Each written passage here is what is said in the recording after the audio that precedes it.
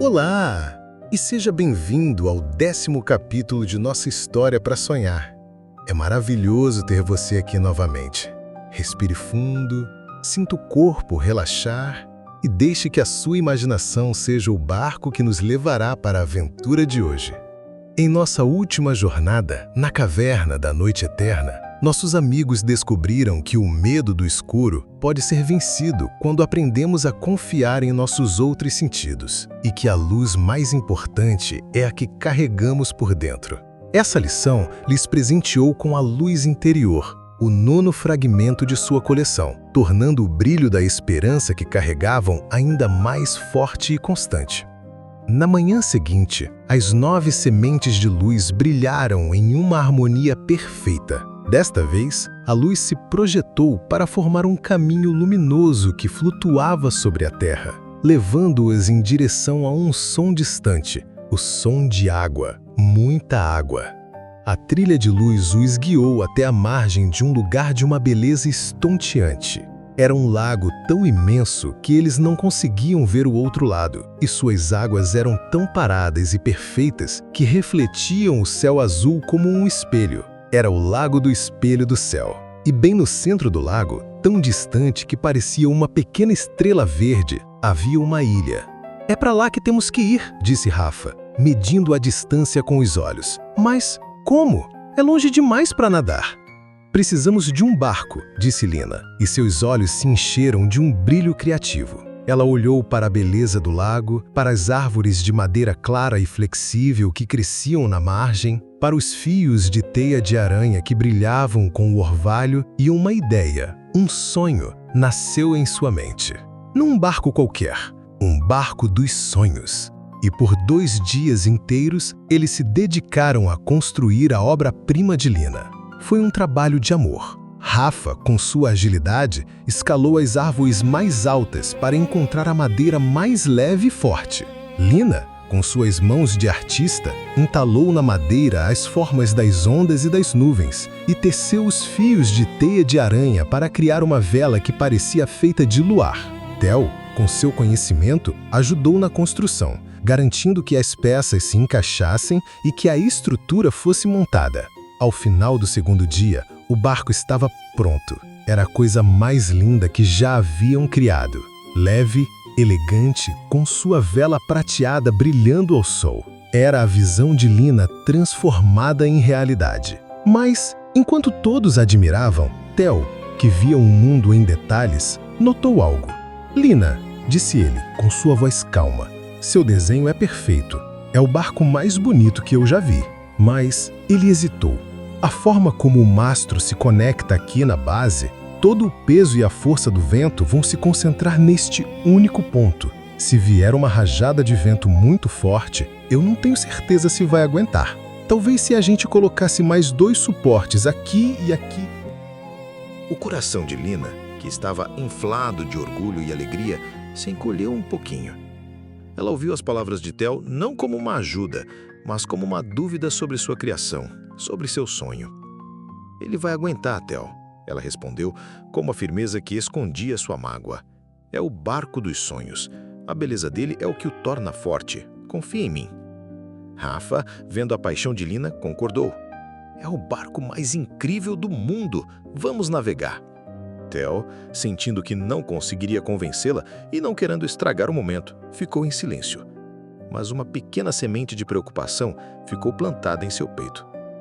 Eles empurraram o barco dos sonhos para a água, e a navegação era mágica. O barco deslizava sobre o lago espelhado, sem fazer barulho, sua vela prateada capturando a brisa mais suave. Era como velejar sobre o céu. Lina sentia seu coração cantar. Seu sonho era real e era perfeito. Mas o céu, assim como os sentimentos, pode mudar sem aviso. No meio do lago, nuvens escuras começaram a se reunir no horizonte, vindas do nada. O vento, que antes era uma carícia, se tornou um assovio forte e zangado. E a superfície espelhada do lago se quebrou em ondas agitadas que batiam contra o casco do barco. Uma tempestade súbita havia chegado. A vela de luar, tão bonita, agora era um perigo.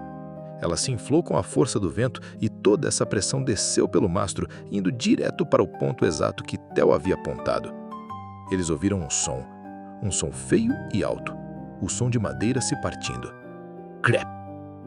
O mastro estremeceu violentamente e se inclinou, rasgando um pouco da lateral do barco. A água gelada do lago começou a entrar. O sonho de Lina estava se quebrando. Em meio ao vento, à chuva e ao pânico, Lina olhou para o rosto de Theo. Ele não dizia, eu te avisei. Ele apenas olhava para o mastro quebrado com uma concentração intensa, já calculando uma solução. E naquele instante, toda a mágoa e orgulho de Lina foram lavados pela tempestade. Ele não estava criticando o sonho dela, ele estava tentando proteger a todos eles. Theo! Ela gritou por cima do barulho do vento. Você estava certo. Me desculpe, eu não quis ouvir. O que a gente faz agora? Naquele momento, eles não eram mais 3 amigos em um barco quebrado, eram uma equipe com um único propósito. Rafa, gritou Theo, sua força, segure o mastro, não deixe ele cair. Rafa se agarrou ao mastro com toda a força de seu corpo, lutando contra o vento. Lina, continuou Theo, precisamos distribuir a força. Pegue as cordas reservas e crie uma nova base de apoio, um triângulo de suporte ao redor do mastro. O cérebro de Lina, agora livre da teimosia, trabalhou rápido. Ela visualizou a solução e, com as mãos ágeis, começou a tecer as cordas, criando uma rede de apoio forte e inteligente ao redor da base rachada. Eles trabalharam juntos, numa dança desesperada e sincronizada no coração da tempestade. Aos poucos, o mastro se firmou. A estrutura remendada, talvez não tão bonita quanto a original, era infinitamente mais forte. O barco ainda balançava, mas eles não estavam mais afundando. Haviam sobrevivido. A tempestade passou tão rápido quanto chegou. Exaustos, molhados e com o coração ainda batendo forte, eles navegaram o resto do caminho com seu barco remendado, mas resiliente. Ao chegarem na ilha, na areia da praia, um fragmento os esperava. Era uma pedra única que parecia ser feita de 2 partes fundidas. Uma metade era de madeira lisa e cheia de curvas, como a imaginação de Lina. A outra era de um cristal transparente e lógico, como a mente de Theo. Era o elo do entendimento. Eles olharam para o barco, para sua cicatriz de cordas. Ele não era mais o barco perfeito que Lina havia sonhado. Era algo muito melhor. Era o barco deles, um barco que carregava a marca de seus talentos combinados e da lição que aprenderam. Naquele dia, eles descobriram que nossos sonhos, por mais lindos que sejam, precisam da força da verdade para não quebrarem na primeira tempestade. E que o conselho de um amigo, mesmo quando parece uma crítica, é apenas outra forma de dizer eu me importo com você. Que seus sonhos sejam sempre lindos e que você tenha sempre por perto amigos que te ajudem a construir fundações fortes para eles. Agora, descanse e deixe a calmaria chegar depois da tempestade. Boa noite.